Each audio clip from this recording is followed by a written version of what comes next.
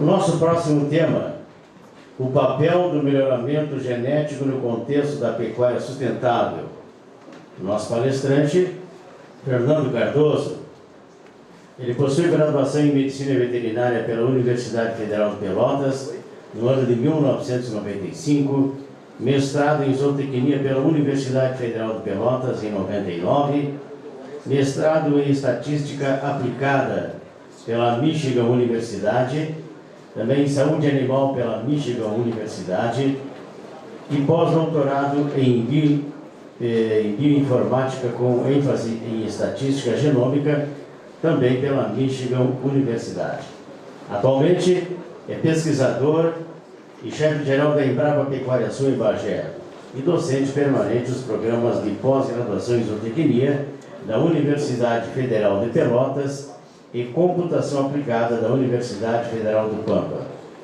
Tem experiência na área de zootecnia com ênfase em genética e melhoramento dos animais domésticos, atuando principalmente nos seguintes temas: objetivos e critérios de seleção, metodologia para avaliação genética de bovinos de corte, sistemas de cruzamentos, uso de informação genômicas no melhoramento animal e integração genomo-tipo-ambiente.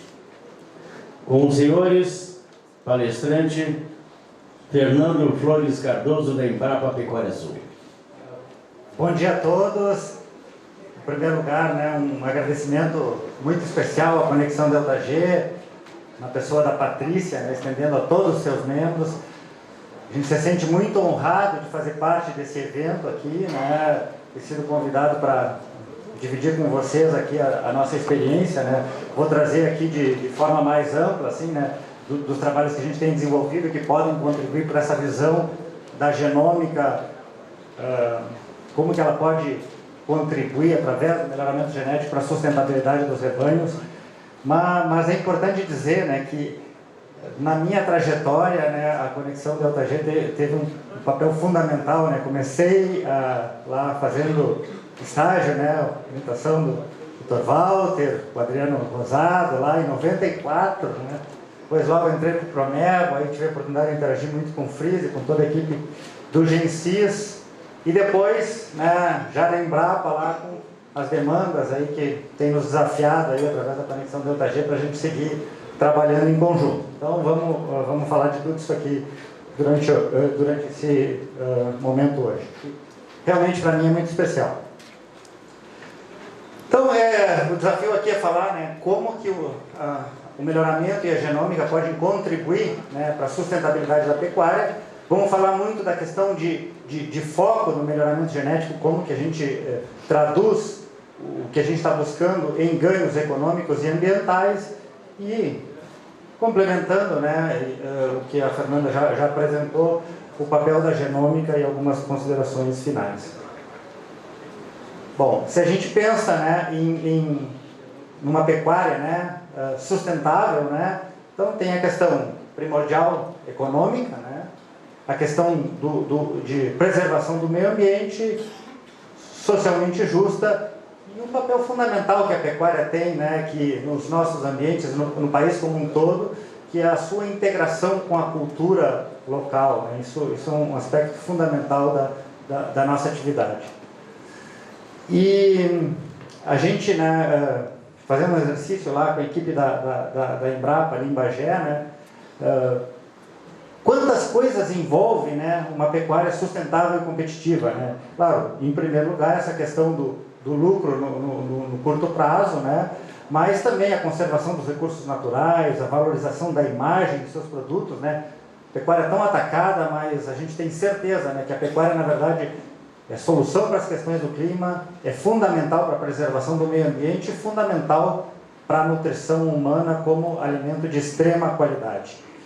E, além disso, a gente espera que ela seja reconhecida pelo diferencial dos seus produtos, que a gente tenha uma organização da cadeia, que é fundamental para que todos os elos se remunerem e a gente possa ter durabilidade da atividade no decorrer do tempo. Um conceito mais resumido, mas que tem tudo a ver, é o do Tom Field. Ele foi professor da Universidade de Nebraska, lá, consultor da Associação Americana de Angus também. E ele diz, qual é o objetivo, né? Qual a genética? Se a gente pensar na genética, a gente tem que pensar de forma mais ampla, porque um animal é um conjunto completo de características que tem que fazer um impacto no sistema produtivo, né? E aí, pensando no objetivo geral da pecuária, né, é produzir com lucro, de baixo custo, para ser competitivo, que o alimento seja, que o produto, né, seja desejável, seja altamente palatável e que a gente preserve, né, mantenha os recursos que a gente está utilizando. Bom, então assim, o que é importante dizer, né? A genética, claro, ela não é a solução sozinha, ela faz parte de um contexto de vários outros elementos que compõem o sistema de produção, desde o clima, o ambiente, o mercado, a gestão, o manejo, sanidade, nutrição. Tudo isso forma uma pirâmide, mas que a gente pode botar lá a genética no topo, né? Como quando a gente ajustou todos os outros fatores, né? Sistemas de produção bem especializados, como por exemplo de frangos e suínos, o grande diferencial entre ter lucro, ser competitivo, vem da qualidade genética dos produtos. E tanto é o papel de hoje de poucas empresas dominando a genética em suínos e aves, né? A gente tem visto também um movimento, embora a estrutura da pecuária e dos rebanhos seja bem diferente, mas também hoje um movimento das empresas investindo em ter a sua própria genética. Para a maioria das características, né, vamos dizer assim, se a gente pensar na produção ali, né, o que é a produção do nosso animal, o resultado do nosso sistema de produção, tem um componente genético, um componente ambiental e também uma interação entre a genética e o ambiente. A Fernanda falava mais cedo aqui dos zebuínos, de acordo com a sua origem, as suas características, as suas especialidades, os taurinos diferentes. Então, cada genética tem um ambiente específico onde ela se porta melhor, e isso faz com que o ordenamento dos animais para a seleção possa ser diferente de acordo com o ambiente. Então, isso que a gente trata de interação genótico-ambiente. E na maioria das características de importância econômica que a gente trabalha dentro das mesmas condições ambientais, a Fernanda falava da questão do grupo de manejo, né? Aqueles animais tiveram as mesmas oportunidades para produzir. Dentro das mesmas oportunidades, de 15% a 20% das diferenças são de origem genética. O resto são fatores ambientais, né, que a gente não consegue transmitir para a progênie. O que a gente transmite para a progênie é genética. E por isso é tão fundamental a gente separar. Por isso entram as DECs, entram as avaliações genéticas, e agora entra a genômica para a gente separar o que é genética, o que é ambiente, naquilo que a gente está vendo. Né? Quando o animal está na pista, está aqui no recinto de leilão, 15% a 30% é genética, e é aquilo que ele vai transmitir para a progênie, é aquilo que é fundamental que a gente isole e possa usar isso para decidir como vai usar aquela genética. Bom, como é que a gente trabalha o foco no melhoramento, né? Então a gente tem que entender para quem a gente vai vender, o que demanda o mercado que a gente pretende atingir, né? Quais são as características de importância econômica, ou seja, aquelas que de alguma forma afetam o resultado do sistema de produção, seja através dos custos ou das receitas. E claro que qualquer avaliação de importância econômica, ela tem que levar em consideração o ambiente e o sistema de produção que a gente está trabalhando. E depois disso, o que a gente faz? Né? Então a gente observa para aquele rebanho, aquela população que a gente quer melhorar, qual o nível que ela está em relação a essas características, o que precisa ser mais melhorado, o que afeta mais o resultado, e aí a gente identifica quais são as características que serão alvo da mudança e com que ênfase. É o que a gente chama de objetivos e critérios de seleção. Tentando deixar isso um pouco mais claro, né, mais palpável, se a gente pensar no lucro, né, a gente falou genômica e lucro, né, se a gente pensar no lucro, ele é uma função, muito simplesmente aqui, né, a função econômica de um veterinário, né, mas é uma função do preço vezes o quanto que a gente produz, menos o que custou para produzir aquilo. Então, isso é uma função básica do lucro, né, o que vai sobrar no bolso do produtor. O preço está muito relacionado com o mercado, mas tem diferenciais de qualidade, principalmente em mercados mais deprimidos, onde a qualidade se sobressai mais. A produção tem a ver com o crescimento dos animais, com a taxa reprodutiva e com as perdas. E os custos são todos aqueles relacionados com a manutenção do rebanho. E aí que a gente começa a linkar isso com as características que a gente mede nos animais, né? Então, pensando em qualidade, podemos falar de conformação frigorífica, de rendimento de carcaça, de acabamento, marmoreio, maciez, então, coisas que agregam valor ao produto.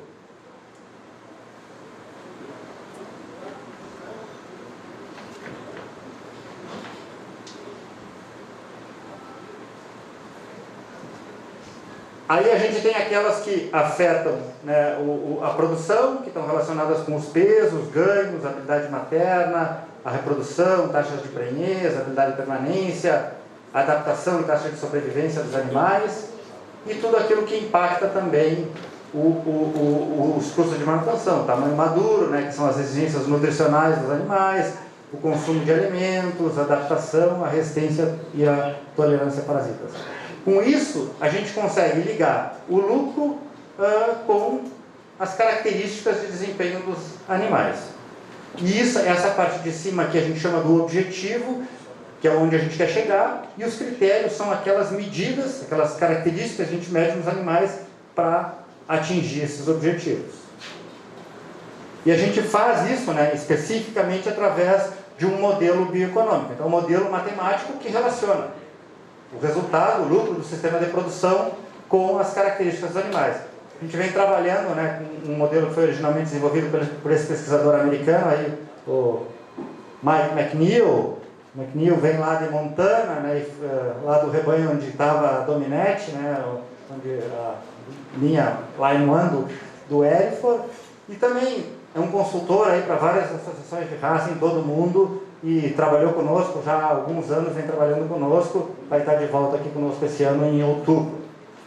Mas esse modelo tem 4 componentes. Um relacionado com a questão da cria, né, do rebanho de cria, onde entram as taxas de sobrevivência, consumo de alimentos, o crescimento. Recria, né, os diferentes períodos, os ganhos e os custos em cada período, relacionados com a alimentação também dos animais. O valor de carcaça, que a gente tem a questão da bonificação por atributos de qualidade da carcaça e também a questão de resistência a parasitas. Então, 4 componentes que entram no modelo estatístico relacionando desempenho dos animais com resultado econômico do sistema de produção. Bom, um dos primeiros trabalhos que a gente fez nessa linha, né, foi um trabalho com trabalho de mestrado do Carlos Lasky, que está ali conosco, né, que hoje é nosso braço direito e esquerdo na pecuária aí. Mas lá em 2012 o Carlos fez esse trabalho aí, e era com a pecuária familiar, então era um sistema basicamente de cria, receitas vindas da venda de bezerros e vacas de invernagem, e as despesas relacionadas com a alimentação, né, o custo de oportunidade da terra que tu está usando, e também dos custos veterinários para manter esses animais. Bom, como é que funciona isso, né? Como é que a gente determina o valor econômico de uma característica? É o incremento no lucro por cada vaca acasalada que eu tenho por unidade da característica, mantendo as demais constantes. O que quer dizer isso? Se eu aumentar, considerando esse rebanho que a gente trabalhou, essa característica de produção da pecuária familiar, em 1% a taxa de prenhez, naqueles números de 2020, aqui no caso, eu vou ter R$8 a mais de lucro por vaca acasalada. Se eu aumentar 1 quilo, o peso da desmama é R$1,85. Se eu aumentar o peso da vaca, 0,51. Diminui, não é tão impactante para o peso da vaca, porque quando eu aumento a receita por vacas mais pesadas, eu também aumento o meu custo por ter que dar mais espaço ou mais comida para aquela vaca. E aí isso depende também de quão herdável, né? De quanto que aquilo que eu vejo nos animais é transmitido para a progênie, a herdabilidade da característica. Características reprodutivas são de menor herdabilidade, mais difíceis de mudar pela seleção, mas não quer dizer que elas não devam ser alvo, porque o valor econômico delas é muito grande. Então, o que acontece? A gente acaba combinando na importância relativa o valor econômico com a chance de mudar aquela característica pela seleção, que tem a ver com a herdabilidade. E aí, nesse caso, 64% do aumento do lucro vem através da seleção por característica reprodutiva. É mais importante que as demais, que as de peso, aqui no caso a desmama e final da vaca, seriam por volta de 37%. E a Fernanda falou mais cedo da questão dos índices, né? E como é que a gente traduz isso num índice econômico? Na verdade, a gente tem a DEP, né, que é a diferença esperada na progênie, aquilo que o animal vai transmitir para os seus filhos, e a gente multiplica aquele diferencial que o animal vai passar pelo valor econômico de cada DEP. Então, eu tinha ali, para a DEP de... consigo aqui... É que está branco, com branco eu acho que não vai dar certo. Bom, mas ali, eu tenho praticamente R$8 para multiplicar a DEP de taxa de prenhez, 1,85 a DEP de peso de mama e 0,51 a DEP do peso da vaca. E aí eu tenho essas avaliações, e num exemplo aqui, né, que a gente faz para ilustrar, eu tenho 3 touros e as DEPs deles. O primeiro touro, o touro A, é um touro que ele reduz, né, na verdade ele não é negativo para a taxa de prenhez, mas ele é um touro que transmite muito crescimento, tanto a desmama como vai produzir vacas maiores. O outro touro é um touro equilibrado, que tem um desempenho mediano, para todas as positivo e para todas as características, mas não se destaca tanto. E o último é um touro mais focado na parte reprodutiva, né? Então, um touro que aumenta muito a taxa de prenhez, mas vai produzir animais mais leves. Esse foi um exemplo fabricado. É um exemplo realístico, né? Então, dentro de uma raça existe uma correlação negativa entre tamanho e reprodução, né? Então, claro que tem animais que fogem dessa correlação e a gente pode focar neles, mas esse é o exemplo que eu estou trazendo. E aí, se eu vou recomendar um pecuarista familiar, que touro que ele deve usar? O touro de alto crescimento, o touro equilibrado, o touro focado em reprodução?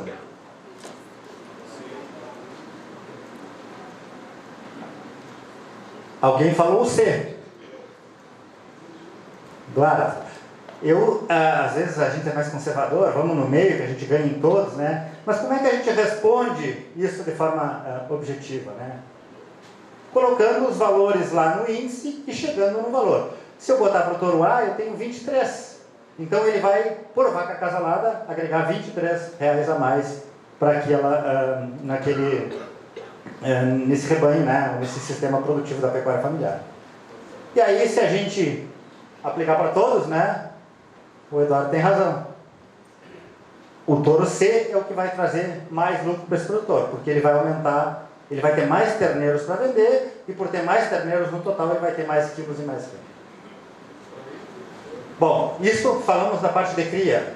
Também desenvolvemos um índice bioeconômico, né, relacionado com a carcaça.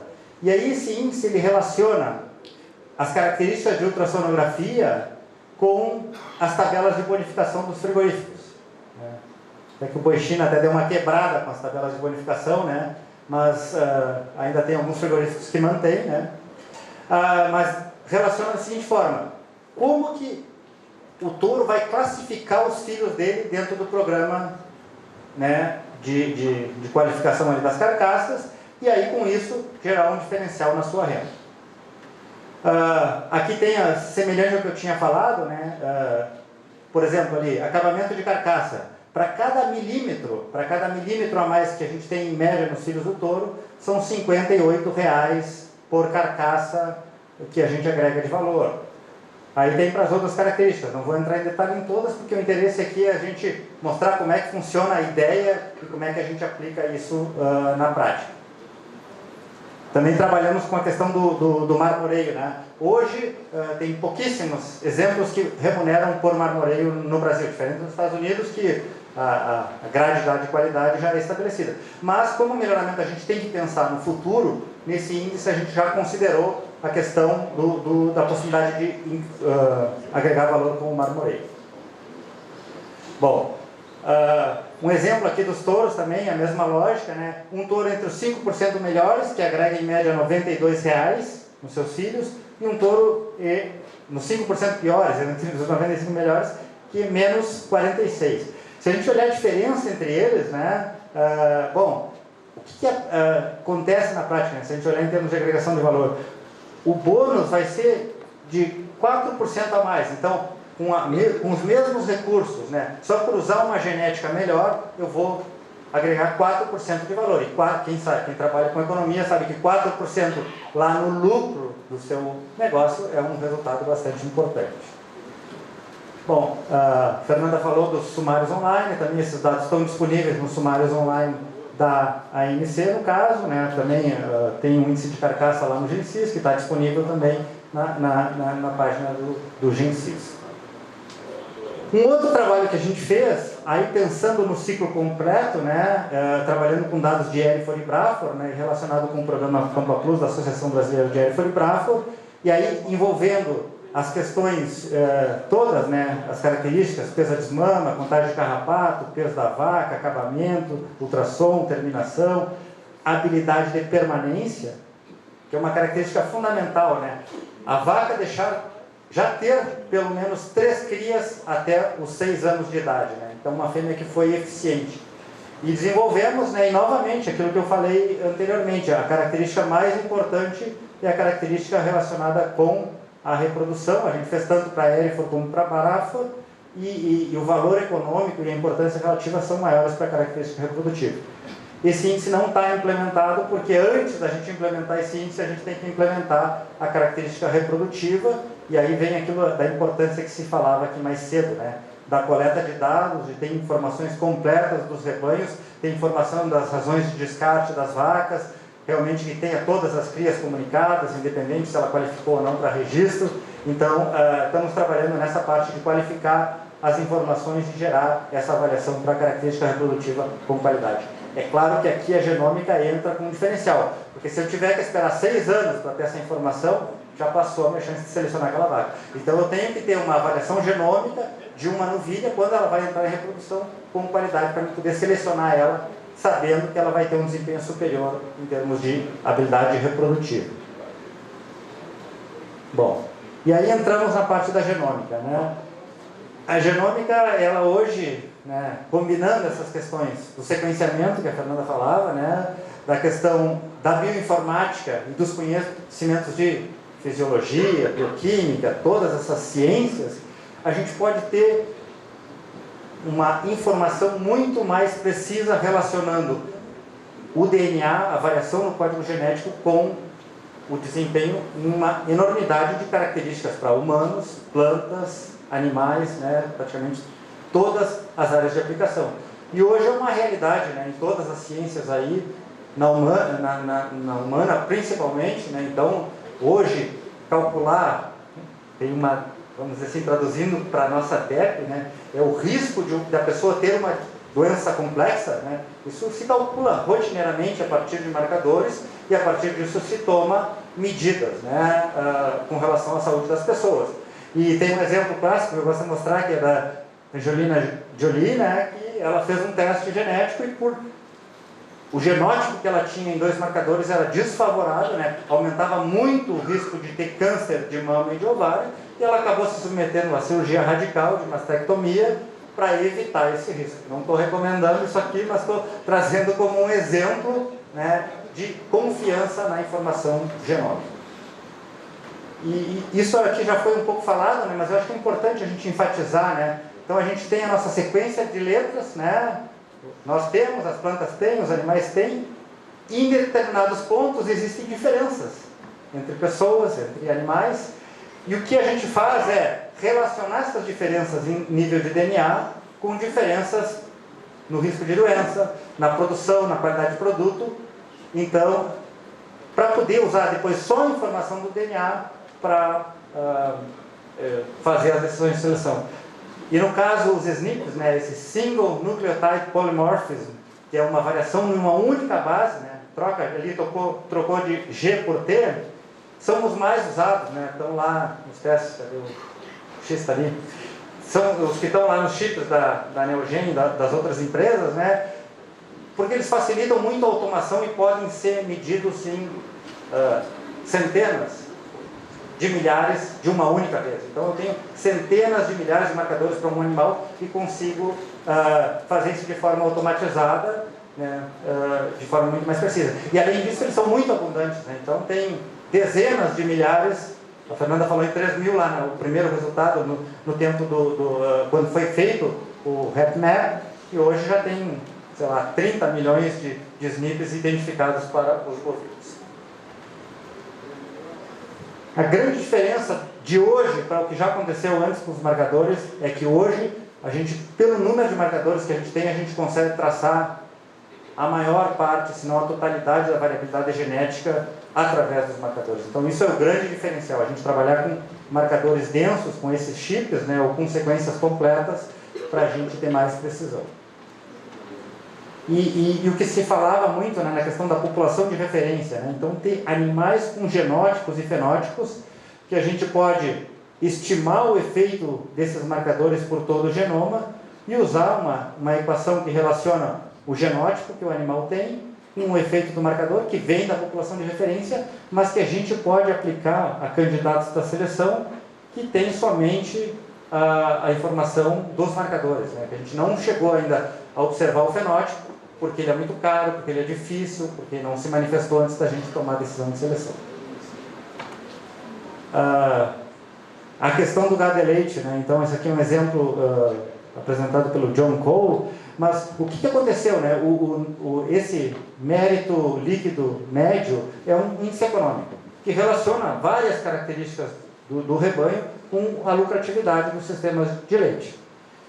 E com a introdução da genômica, eles quadriplicaram o ganho genético, porque pensem, tinha que esperar 5, 6 anos para que um touro tivesse filhas em produção de leite para tomar uma decisão de seleção dele. Agora aquele touro vai para o mercado e hoje tourinhos de 13, 14 meses, logo depois de passar a puberdade, já estão entrando no mercado e saem do mercado muito antes às vezes saem do mercado antes das filhas entrar em reprodução, quanto que revolucionou a troca, né, a evolução da genética no gado de leite.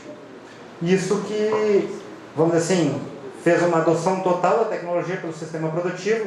Essa faixa em vermelho aqui são as fêmeas jovens, né, mas já em 2018 passou de 2 milhões de animais genotipados e a grande maioria fêmeas jovens, quer dizer, incorporado completamente como uma tecnologia dentro das rotinas de seleção dos produtores de leite. E no gado de corte não é diferente, né? Começou mais tarde, né?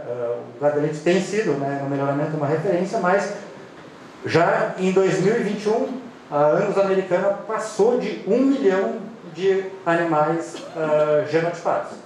Claro que tem uma dimensão maior de população, mas a gente está caminhando nos nossos programas aqui para evoluir nesse sentido. Se a gente olhar no Brasil como um todo, né, os diferentes programas de melhoramento aí, né? Por exemplo, no Nelore, só a parceria do PMGZ com a Embrapa tem mais de 300 mil animais genotipados. E esse é um de 3 grandes programas, a NCP e o Aliança. Os outros 2, todos estão caminhando no mesmo sentido, né? E todas as principais raças ou já têm avaliação genômica ou estão na fase final de incorporação. Então isso é uma realidade né, da rotina do melhoramento animal no Brasil hoje.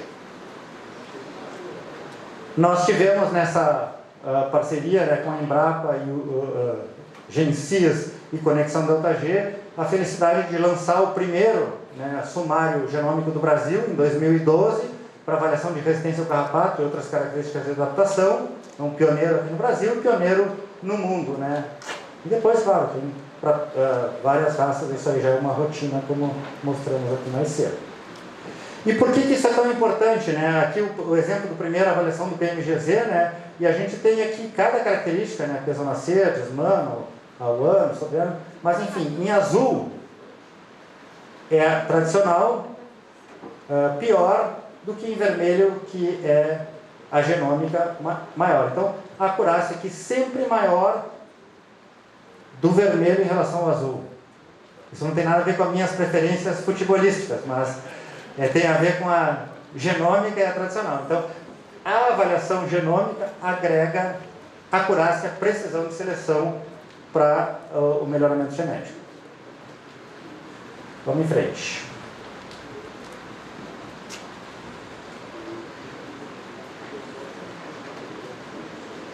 Passa para mim aí, por favor. Tá.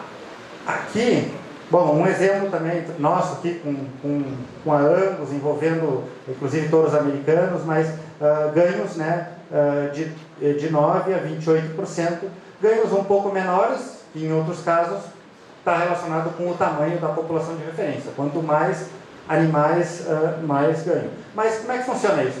A gente começa quando a gente já tem ganhos e vai pela rotina da seleção e dos criadores, fazendo as genotipagens para tomar decisões mais corretas, aumentando essas populações de referência e retroalimentando o sistema. Aqui também um ganho de 20% em acurácia, 25% na verdade, o exemplo do Promebo, para características que os animais já têm fenótipo. Então, além do fenótipo, a gente ganha incorporando a genômica. Bom, e como aqui a gente está falando, né, relacionando com adaptação e sustentabilidade, né, vamos falar do carrapato, né, que é o principal parasita que afeta os bovinos em todo o mundo, né, 80% dos animais no mundo estão expostos ao carrapato e ele causa aí um prejuízo anual por volta de 20 a 30 bilhões de dólares em todo o mundo. Só aqui no Brasil a estimativa é de mais de 3 bilhões de dólares. E aí vem o que eu falava lá no início daquele desafio que o Dr. Walter, a Fernanda e o time lá, em 2010, né, chegaram lá para conversar conosco na Embrapa, conversamos com o pessoal lá de São Carlos também, né, e começamos esse trabalho de fazer contagens, né, desenvolvemos um protocolo, um conjunto que foi implementado nas fazendas, os produtores fizeram contagens de carrapato, desafiaram seus animais e contaram carrapatos, 7 mil animais avaliados de 2010 a 2019, mais de 15 mil contagens, né? Então alguém passou a mão no animal, em toda a lateral dele, contou quantos carrapatos tinha, mais de 15 mil vezes, 2 a 3 animais, tinham espórios de pigmentação e pelame, e fizemos as genotipagens que a gente já falou aqui. Aqui algumas fotos dos treinamentos, né? Acho que todos nós éramos bem mais jovens, há mais de 10 anos atrás, né? Paulinho.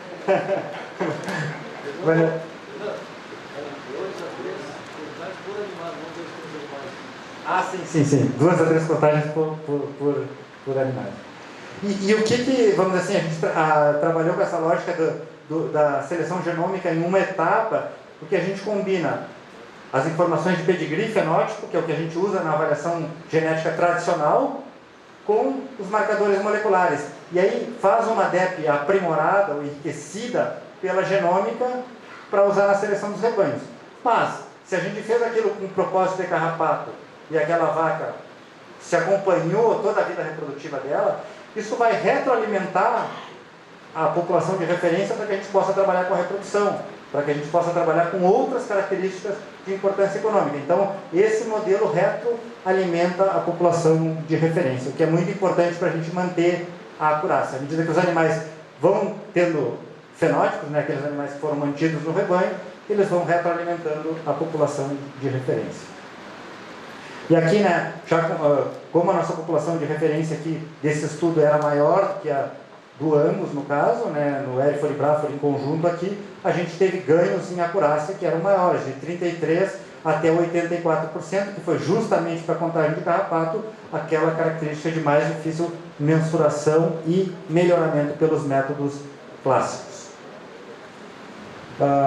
Bom, mas será que isso funciona realmente na prática, né? Então a gente está tirando uma amostrinha de cabelo lá e mandando lá para a Neogen, vem um resultado, a gente gera uma DEP, será que isso realmente funciona para contagem de carrapato? E foi uma pergunta que a gente se fez e o que fizemos? Então escolhemos 2 touros de baixa e alta, né, do time do Fábio lá, né, e pegamos o sêmen desses touros e inseminamos vacas meio sangue Angus Nelore, meio sangue Angus Senepol, lá no Brasil Central, na Fazenda Bama, no Mato Grosso, e produzimos terneiros, filhos de touros Braford, né, de alta e baixa resistência ao carrapato. Então, touros que eram extremos de alta resistência e mais baixa resistência. Que fique muito claro, a gente não está dizendo que um touro de alta resistência não pega carrapato, a gente está dizendo que ele vai pegar menos, os filhos dele vão pegar menos carrapato.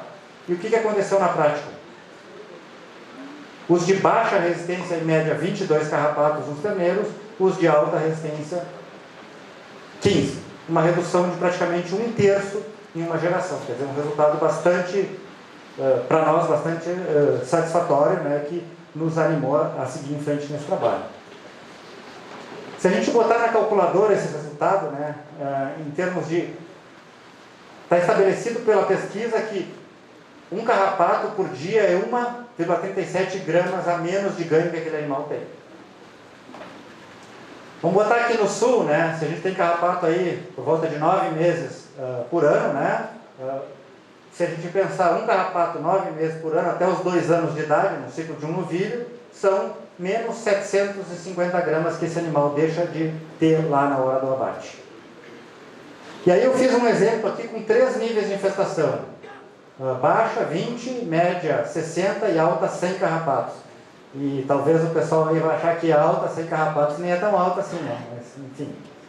Para o nosso exemplo serve. E aqui, multiplicando pelas 750 gramas, eu tenho menos 15, menos 45 e menos 75 gramas, de menos 135 até menos 675 reais que eu vou receber daquele novilho porque ele deixou de ganhar. E isso está acontecendo todo dia. A gente já está acostumado a conviver com o carrapato e os animais ganham menos do que eles poderiam ganhar porque eles estão carrapateados rotineiramente nos rebanhos.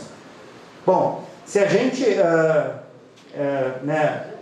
usar um touro de alta resistência, eu estou falando em reduzir 1/3 a menos por aquele resultado que a gente teve lá na validação lá no Brasil Central, eu posso esperar que eu vá ter 13, 40 ou 67 carrapatos, ou seja, essa redução, né, de 1/3. Né? Então eu vou ter 1/3 a menos de carrapato e a minha perda vai ser 1/3 menor. Eu ainda vou ter perda, porque eu ainda vou ter carrapato, mas vai ser uma perda 1/3 menor. O que resulta em um lucro maior. Então eu vou ter um diferencial a mais. Por quê? Porque os animais vão deixar de perder por ter menos carrapato. Vai, tá.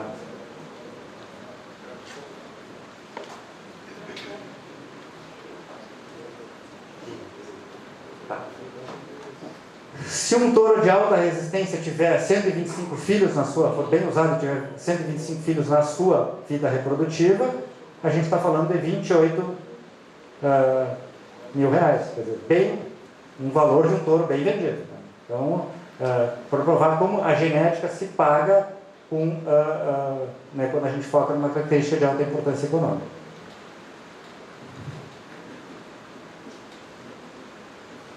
Lá na Embrapa estamos trabalhando junto com a associação, com os outros programas aí, né?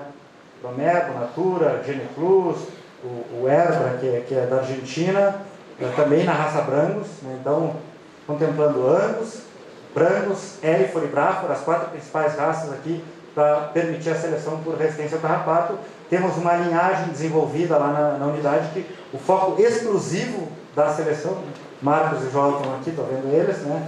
O foco exclusivo da seleção é resistência ao carrapato. E a ideia é que isso sirva de uma fonte dessa genética para os outros rebanhos. Nosso interesse não é competir com o setor comercial, mas trazer diferenciais que possam ser agregados nos programas de melhoramento aí. Tem como tirar, tá preso aqui o... não sei porquê, eu aperto aqui, saiu, tá. Bom, e aí, não é só o carrapato, né? Tem outros problemas, então trabalhamos com outras enfermidades, como por exemplo, a tristeza parasitária.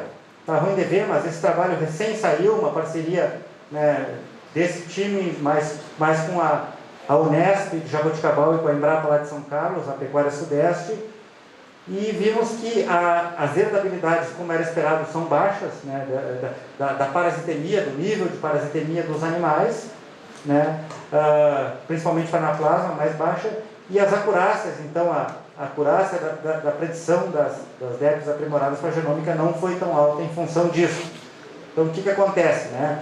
A gente ainda precisa, trabalhamos com praticamente 2.000 animais, a gente precisa, para colocar na prática um número maior de animais, aumentar essa população, se isso realmente for um interesse e uma prioridade. Mas existe variabilidade genética e existe a possibilidade de seleção por essa característica de resistência à tristeza parasitária. Ela não está correlacionada, né? Nós, pelo menos nos dados que a gente analisou, não achamos correlação entre a resistência ao carrapato e a resistência aos agentes da tristeza parasitária. Trabalho da Helena Comin, que está aqui conosco também, né? Do mestrado, doutorado, trabalhou com a Ceratoconjuntivite, na Patrícia, lá no Walter, no Paulinho, né? Não teve algum outro, mas principalmente vocês aí gerando dados, né? Fizemos 4 medidas nos animais quando tinha surtos, né? Avaliando as lesões e chegamos, né? Aí com diferentes modelos, mas a uma acurácia de por volta de 0,60 para a predição genômica para a resistência a ceratoconjuntivite. Então essa, para a raça L, foi uma característica que está pronta aí para a gente incorporar nos programas de predição, tanto da Conexão quanto da Embrapa aí, a partir desse trabalho em conjunto com a Conexão e o Gensis. Bom, e na última parte aqui, então, vou falar de como que a gente pode reduzir as emissões de metano com a genética, né? E tem 2 formas principais de fazer isso, né? De forma direta, com animais que realmente emitam menos, ou, talvez até a principal delas, de forma indireta, pela eficiência da produção. Então, animais que cresçam mais rápido, que deixem mais cria, que cheguem mais rápido ao abate, isso encurta o ciclo de produção, e quanto menos tempo eles ficarem no campo, menos eles vão emitir. Aqui, então, exemplos, né? Eu vou passar uma série de slides, que foi um trabalho em conjunto que a gente fez com o professor Aurélio Bergman e o nosso saudoso Fabiano Silva, né?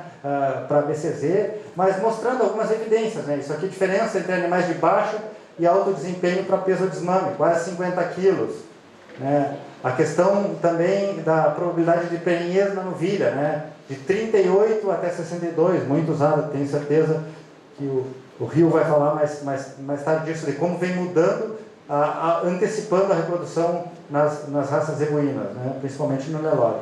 E também, aí de forma direta, mais importante, a gente tem feito várias provas, né, em que a gente mede o consumo dos animais e analisa o ganho de peso em relação ao consumo, que é a eficiência, né? Tem diferentes formas de calcular isso, mas a gente tem diferenças muito grandes entre os animais de baixo consumo e consumo elevado. E além disso, tem animais que têm a habilidade de, com um consumo menor, manter um desempenho adequado. Então isso é muito importante com relação às emissões. Então aqui a gente tem uma diferença de consumo médio de 1,5 kg ou 20%, né, por dia.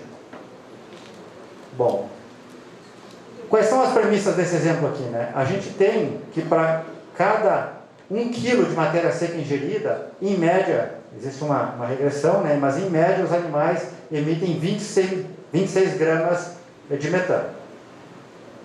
Temos por volta de 200 milhões, um pouco mais agora na nossa população, mas então isso, né, o metano produzido é 9,7 milhões de toneladas por ano.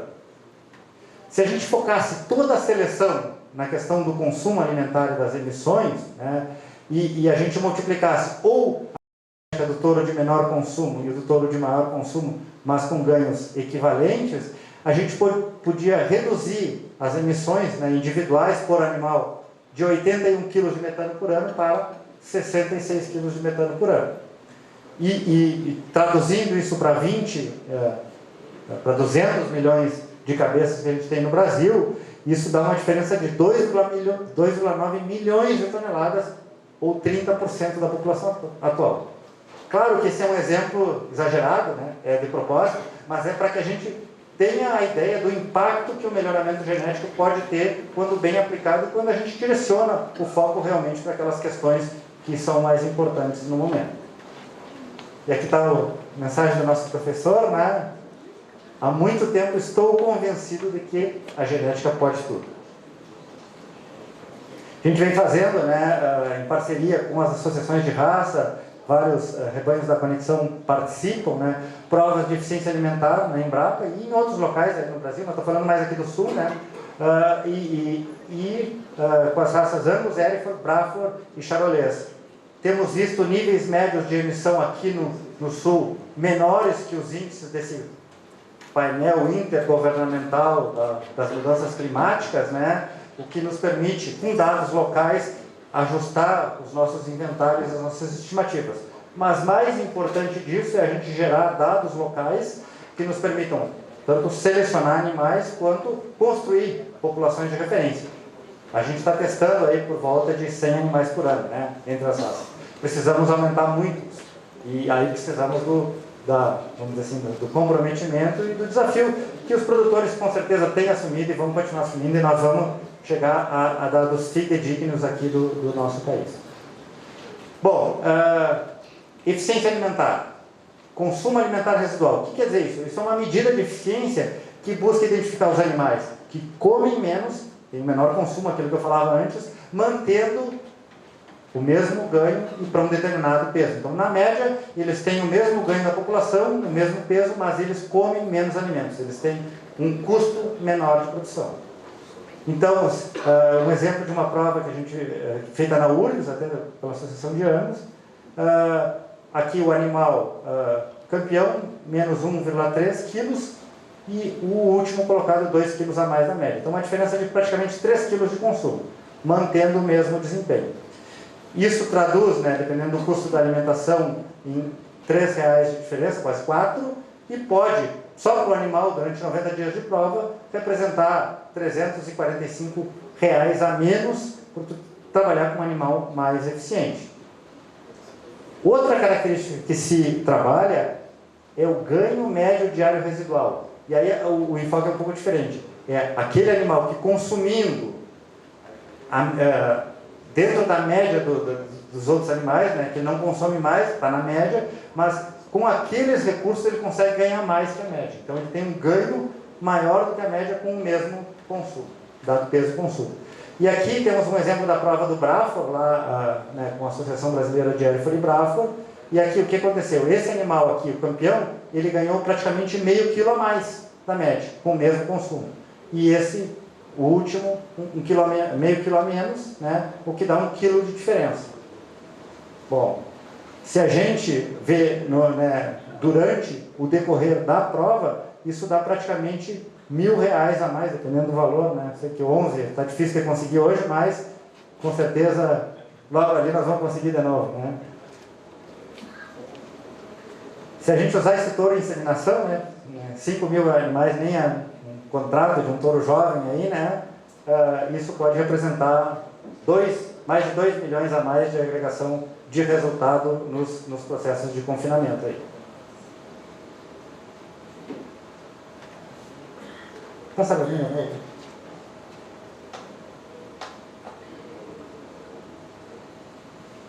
Bom, então já finalizando aqui, né? Qual a importância da genômica, né? Para aquelas características que a gente consegue medir nos animais antes de fazer a decisão de seleção, como ganho de peso, pesos jovens, né, desmama sobre ano, escórias de conformação, pelame, essas características que a gente tem condições de medir nos animais, o ganho é relativamente pequeno. Não é aí que está o grande diferencial. Tem ganho, mas é relativamente pequeno. Para aquelas características que a gente tem menos fenótipos, são mais caras de medir, como, por exemplo, as características de carcaça por ultrassonografia, a prenhez de novilhas, precocidade sexual, facilidade de parto, perímetro escrotal, são características relacionadas com a reprodução e medidas só num sexo, né? Perímetro escrotal tem só nos machos, facilidade de parto só nas fêmeas, então aí eu tenho um ganho maior. Agora, realmente, o diferencial da genômica que ela está nos trazendo é a gente poder incorporar essas novas características de alto valor econômico nos processos de seleção. Falamos aqui bastante da questão da resistência ao carrapato, né, um dos principais problemas que a gente tem no sistema de produção aqui no Brasil. A questão do consumo e eficiência alimentar, né, o consumo de alimentos é o maior custo de todos os sistemas de produção aí de bovinos. E aí vai outras características, né, a questão da resistência a outras doenças. Nos Estados Unidos, por exemplo, eles têm focado muito na questão das doenças respiratórias, que são fundamentais para o confinamento, né? A questão da longevidade, então identificar cedo aquelas vacas mais produtivas e também pensar, por que não, em qualidade de produto, como maciez, perfil de ácido graxo, né? A gente pode, existe evidência que é possível selecionar para produzir uma carne mais saudável, animais que produzem uma carne mais saudável, isso tem herdabilidade e possibilidade de seleção. Bom, então assim, o melhoramento É importante a gente ter em mente que é uma estratégia de médio e longo prazo, então a gente tem que ter muito claro aonde a gente quer chegar e, claro, a genômica vai nos acelerar esse processo, mas a gente tem que estar indo para o lugar certo. Se a gente for errado, né, se a gente estiver indo para o lugar errado mais rápido, mais longe a gente está do nosso ponto final. Essas decisões, aonde a gente vai, sempre tem que estar focadas na questão dos aspectos econômicos, né, relacionados com a lucratividade dos sistemas de produção, para ter maior rentabilidade e sustentabilidade do negócio. Como eu falei para vocês, as ferramentas, né, genômicas, elas aceleram o processo. E mais importante, assim, como mensagem final, eu acho que nós temos aqui uma grande oportunidade com as raças taurinas, né, de criar um diferencial em relação às outras partes do mundo. Nós temos rebanhos, temos programas de melhoramento, temos dados já coletados para ter taurinos mais adaptados à produção tropical e subtropical. Eu acho que esse vai ser o grande diferencial que a gente possa gerar, inclusive para exportação da nossa genética. Gente, muito obrigado pela atenção de vocês, é uma satisfação muito grande estar falando dessa plateia com vocês.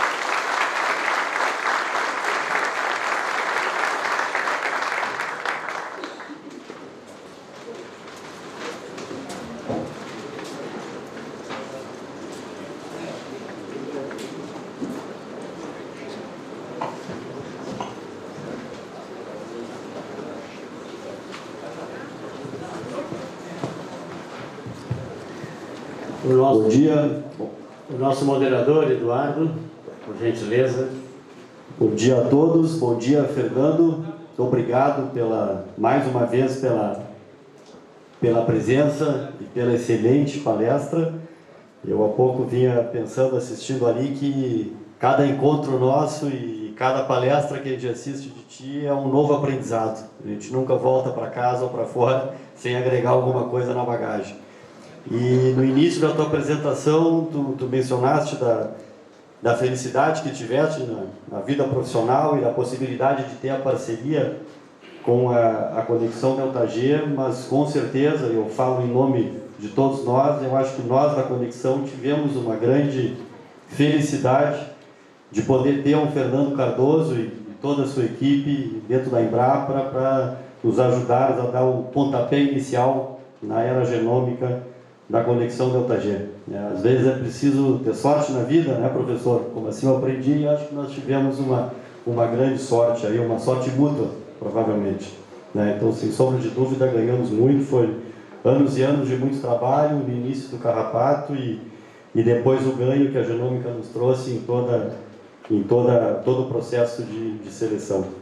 Eu particularmente tenho uma série de perguntas, acho que muita gente também deve ter uma série de perguntas, porque a palestra foi bastante construtiva e abordou todos os aspectos do sistema produtivo, mas sei que a nossa presidente já está me olhando, sabe que o tempo nosso tempo é curto.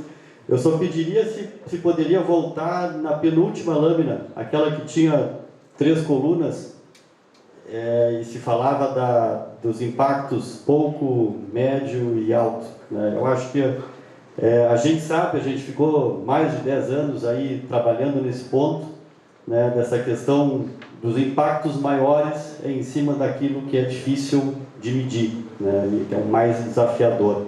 E a gente não consegue fazer isso aí. A Fernanda muito bem colocou, toda a evolução de preço baixou muito, né? A gente não está mais na escala dos milhões de dólares, mas ainda custa alguns milhões de reais, talvez, dependendo do que a gente for fazer. Então, isso aí é muito importante, um apoio que extrapola só o setor privado.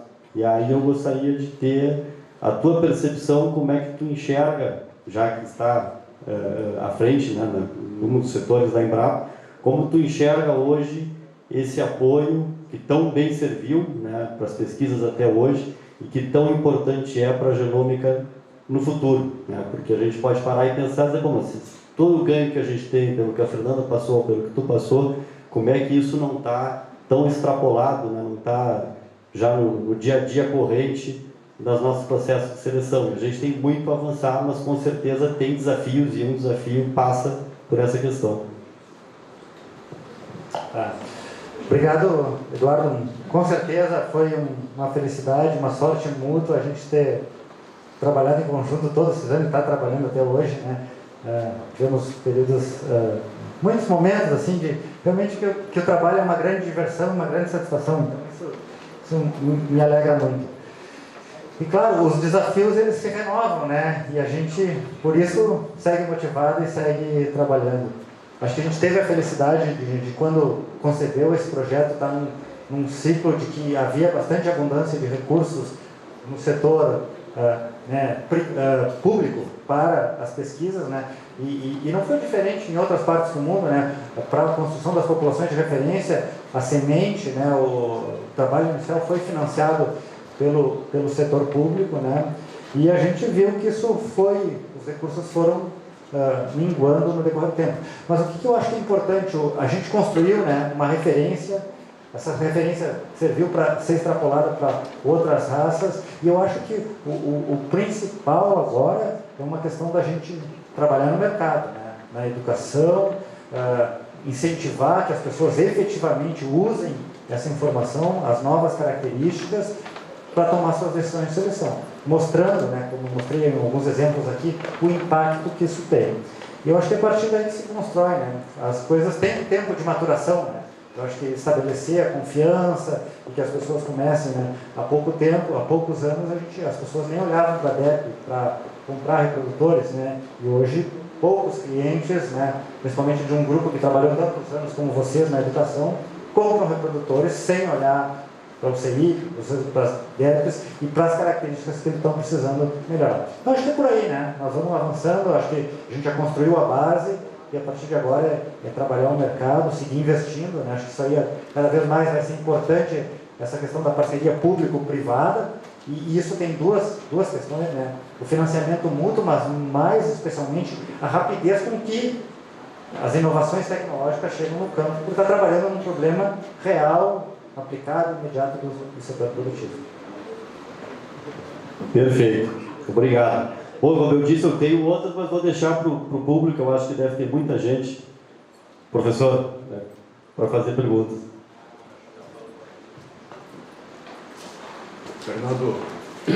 Fernando, cumprimentos por esta incisiva e didática palestra.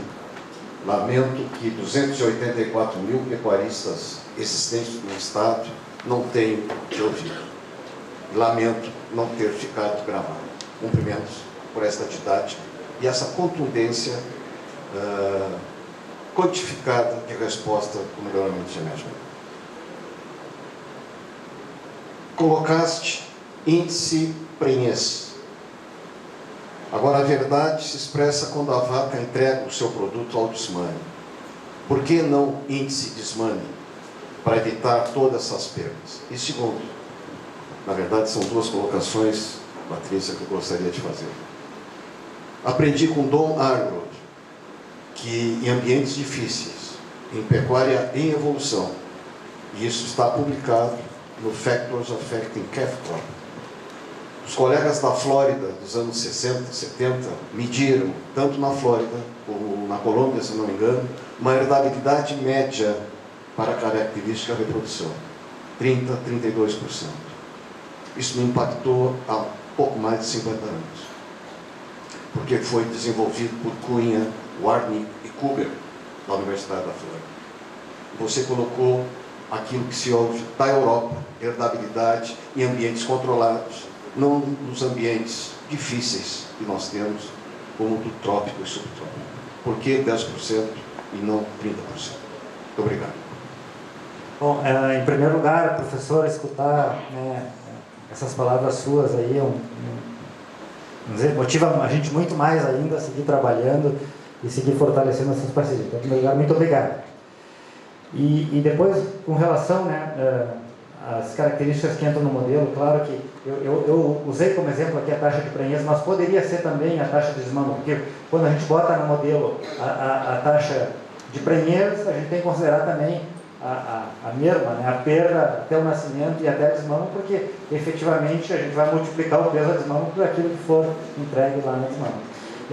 O que acontece, né, com essas características? Né? O problema é que elas são afetadas por muitas questões ambientais que a gente não consegue controlar e não consegue incluir elas no modelo. E aí, como elas, vamos dizer assim, elas não são consideradas, a gente desconhece elas acabam, vamos dizer assim, contribuindo para a variação ambiental, a variação desconhecida. E por isso que a herdabilidade fica tão baixa. Né?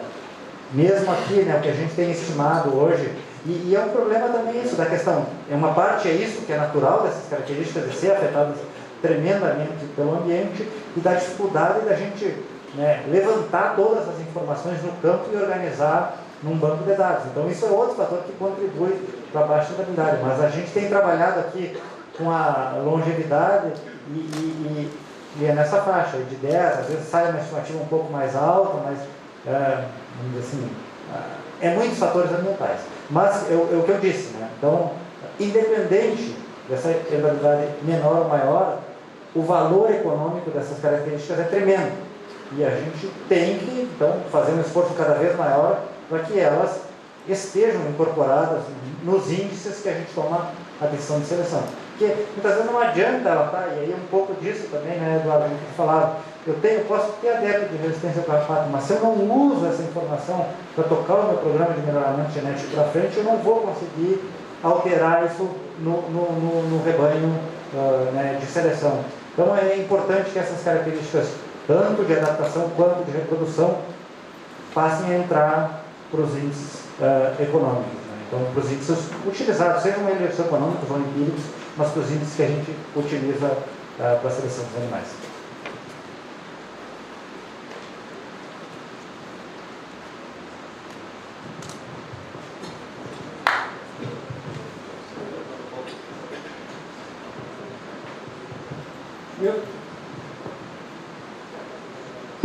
Tá. Bom dia, Fernando, tudo bem? Parabéns pela tua fala. Acho que o professor Lobato falou uma coisa importante aí mesmo, que mais pessoas precisariam ouvir, porque uma das primeiras palestras sobre melhoramento genético que eu vejo com essa quantificação, com esse volume de informação, que faz, né, as pessoas acreditarem mais no melhoramento genético, porque ele é pouco palpável, né? E quando tu coloca em número dessa forma, a gente começa a enxergar de uma forma muito mais didática e mais fácil, talvez, da adoção da tecnologia.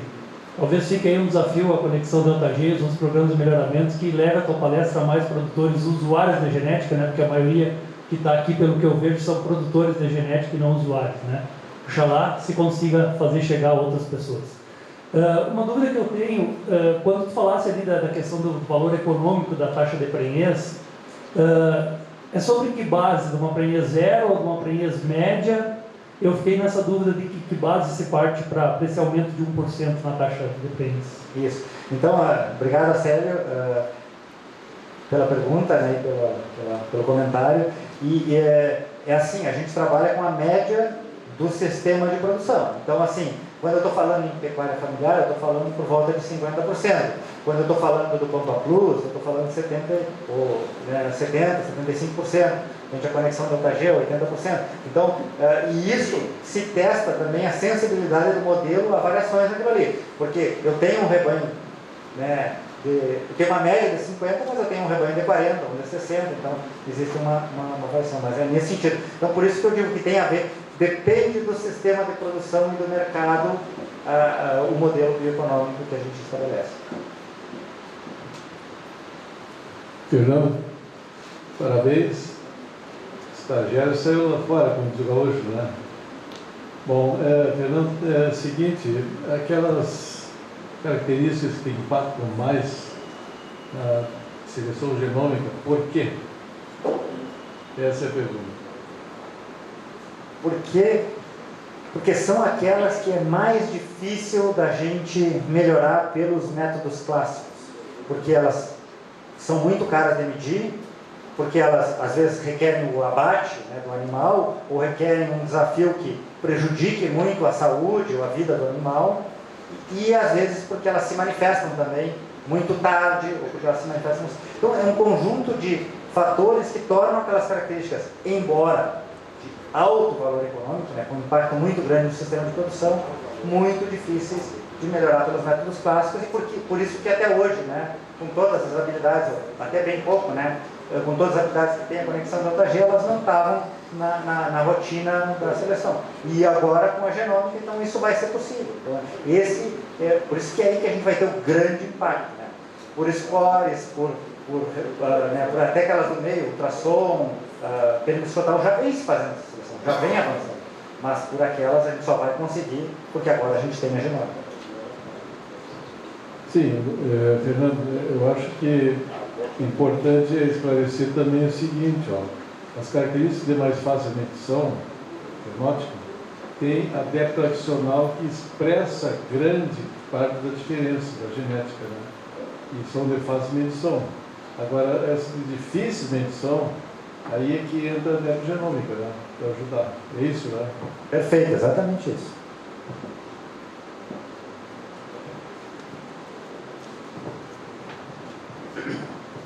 Fernando, mais uma vez, muito obrigado, parabéns pela palestra e com certeza essa parceria junto com a Conexão vai seguir por muitos anos.